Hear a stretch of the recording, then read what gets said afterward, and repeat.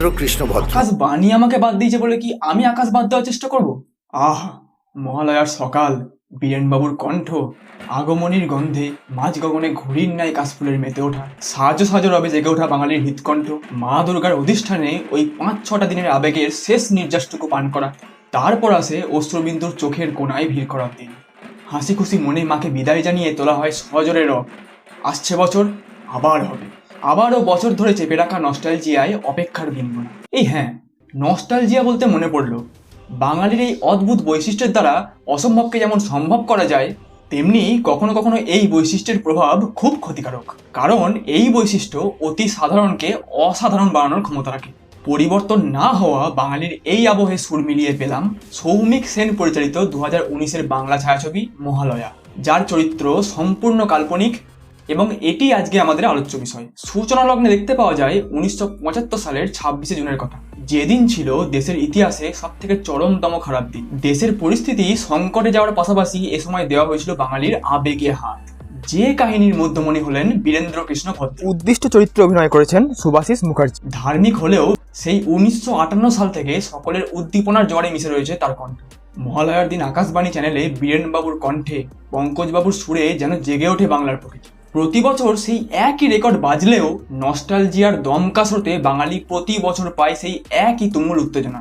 তবে শ্রদ্ধা প্রশংসা বাদ দিলে বীরেনবাবুর বাকি দিনটা কাটে বাড়ির ওই কেন কিন্তু তর্কাতর্কির পাশাপাশি নাটকের পটচিত্র তৈরির মধ্য দিয়ে। এভাবেই নির্বিঘ্নে কেটে যাচ্ছিল তার দিনগুলো। কিন্তু এরপরই গল্পে আসে এক নতুন মোড়।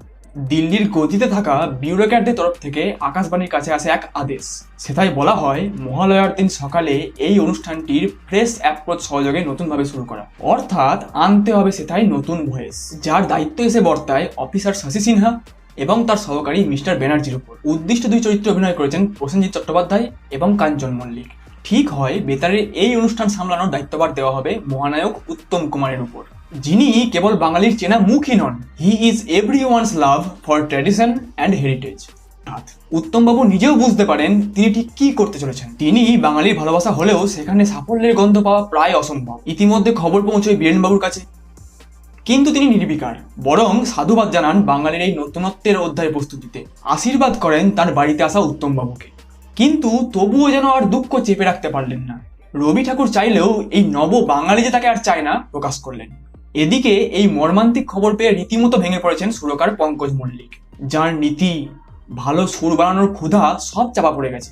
সব থেকে দুঃখের ব্যাপার হলো তাকে রিপ্লেস করেছে তাঁরই পূর্বের এক ছাত্র। শেষমেশ জোর কদমে শুরু হয় নতুনভাবে বাঙালির মহালয়া প্রস্তুতির কাজ। সর্বোপরি বাঙালি কেমন ভাবে নেবে এই দৃষ্টিভঙ্গি, ভালোবাসা হলেও তারা ইলিশ ছেড়ে খাসির মাংসে যাবে কিনা তা দেখার জন্য দেখতে হবে মহালয়া। সৌমিক সেন যেভাবে ফুটিয়ে তুলেছেন আকাশবাণীর এই ঐতিহাসিক ডিসিশনের দ্বারা সৃষ্ট পটভূমিকে, তার প্রশংসা করতেই হয়। চরিত্রের কথা বললে নাম আসে যিশু সেনগুপ্তর। সত্যি কি সাধারণভাবে অসাধারণ কাজটি করে দিয়েছেন। এছাড়া বীরেনবাবুর ভূমিকায় অভিনয় করা সুভাষিস মুখার্জি, ভার্সাটিলিটির প্রকৃষ্ট প্রমাণপত্রের সম্রাট আপনি। ওহ, আপনি না থাকলে এই সিনেমা অসম্পূর্ণই থেকে যেত। আর রইলেন প্রসেনজিৎ, কাঞ্চন। কাহিনীর পটভূমি বিচার করলে এদের অভিনয়ও বাহবা দেওয়ার যোগ্য। এই সিনেমায় আমরা পাবো বাজলো তোমার আলোর বেনি গানটির ঝলক। সবই ঠিক ছিল, কিন্তু সেনবাবু বারবার নস্টালজিয়ার ঘন্টা বাজিয়ে একই কথা বারবার বলতে চেয়েছেন, যেটা শেষের দিকে বড্ড বেশি বিরক্তিকর ছিল। আর এর জন্যই ফুটে উঠেছে লেখনীর কমজোরি গঠনশৈলী। সত্যি বলতে এই জিনিসগুলির উপর নজর দিলে হয়তো সিনেমাটি আরও বেটার হতে পারত। বাকি তো সিনেমাটি উপভোগের প্রকৃত বিষয়বস্তু। এছাড়া বাঙালিয়ানায় মোড়া চিত্রনাট্য, যা আমার বরাবরের স্পেশাল। এই সিনেমাটি তোমরা পরিবারের সাথে একবার হলেও দেখতেই পারো। এই সিনেমার জন্য আমার রেটিং 3.5 আউট অফ 5।